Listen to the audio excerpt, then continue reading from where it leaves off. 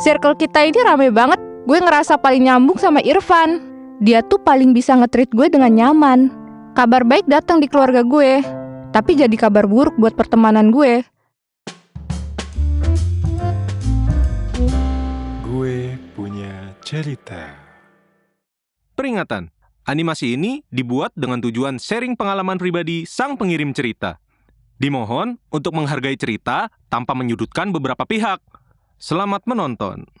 Hai besbi-besbi gue, alias pecinta GPC.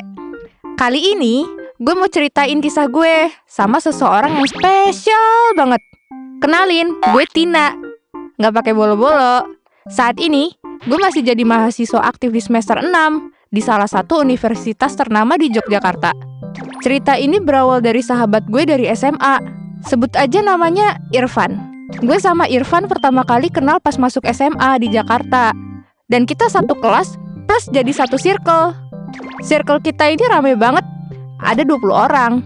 Kayak silsilah keluarga Majapahit dah. Circle gue berisi 7 cewek, 12 cowok, dan 1 cewek kak. Dari awal, entah kenapa, gue ngerasa paling nyambung sama Irfan. Bisa diajak ngobrol receh. Dari ngomongin kelomang, sampai deep talk bahas negara juga bisa. Pokoknya semua tema pembicaraan kita bisa diobrolin dah. Kayak Najwa Shihab sama Deddy Kobuser deh kita.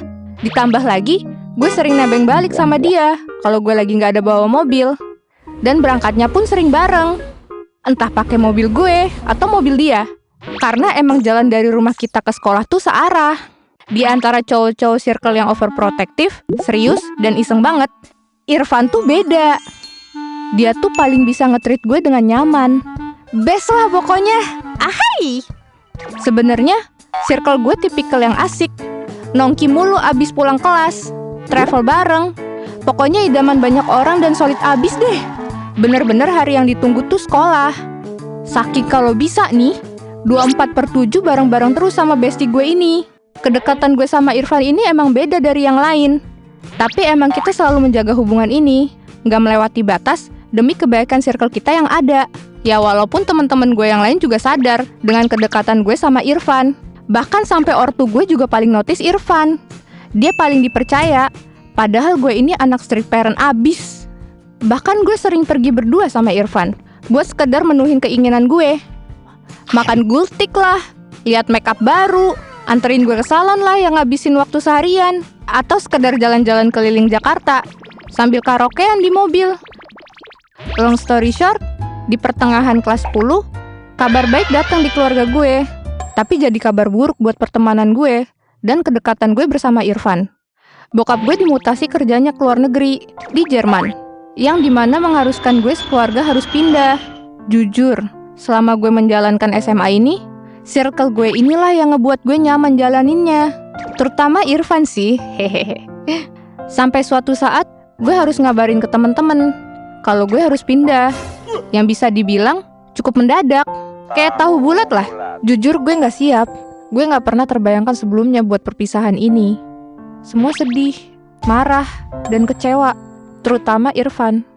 Sehari sebelum keberangkatan, kita kumpul di tempat biasa buat perpisahan.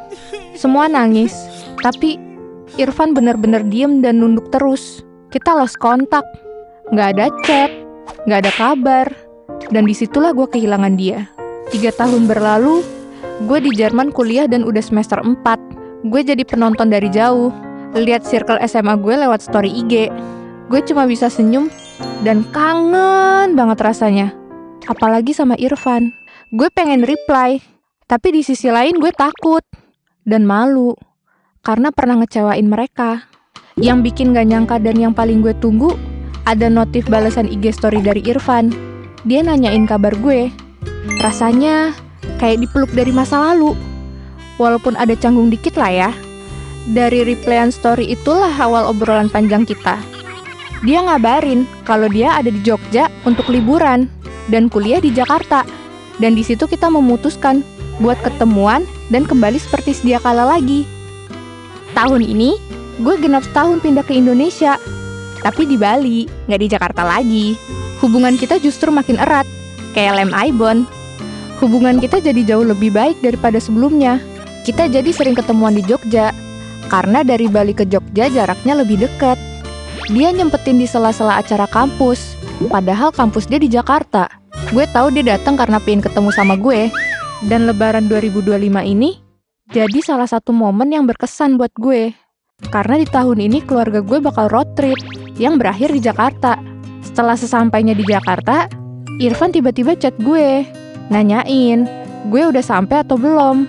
Terus dia tiba-tiba bilang, besok gue jemput jam 10 pagi ya. Mama udah buatin soto kesukaan lu nih. Kangen juga katanya. Wah, gimana gak meleot hati gue. Dan besoknya, dia nepatin janjinya. Bahkan sejam lebih awal. Sebelum jalan, dia malah silaturahmi sama keluarga gue. Sambil nunggu, gue siap-siap. Setelah beberapa menit, kita pamit ke ortu gue. Dan OTW ke rumahnya. Gantian, gue yang silaturahmi ke keluarganya. Dan gak lama, kita lanjut nongkrong bareng sama circle kita. Kita semua nostalgia bareng. Bahkan nyempetin ke sekolah lama kita buat sekedar nostalgia sama jajanannya. Ini momen yang gak akan pernah gue lupain sih. Bagi gue, Irfan bukan sekedar sahabat. Dia adalah rumah yang gak pernah benar-benar gue tinggalin, meski semesta sempat menjauhkan kami. Gue mohon doanya ya untuk hubungan ini. Doakan semoga kita memang berjodoh. Hehehe. Tapi kalaupun enggak, gue tetap bersyukur banget karena pernah punya seseorang seperti dia dalam hidup gue. Gue yakin dan percaya, mungkin beberapa orang memang gak selalu hadir di hidup kita setiap waktu. Tapi kalau mereka ditakdirkan untuk tinggal, mereka akan selalu nemuin jalannya untuk kembali. Waktu hanyalah jeda, bukan sebuah akhir. Sampai di sini ya, akhir cerita gue. Semoga senyum-senyum sendiri pas nonton episode ini. Sampai jumpa di video GPC selanjutnya ya. Bye-bye!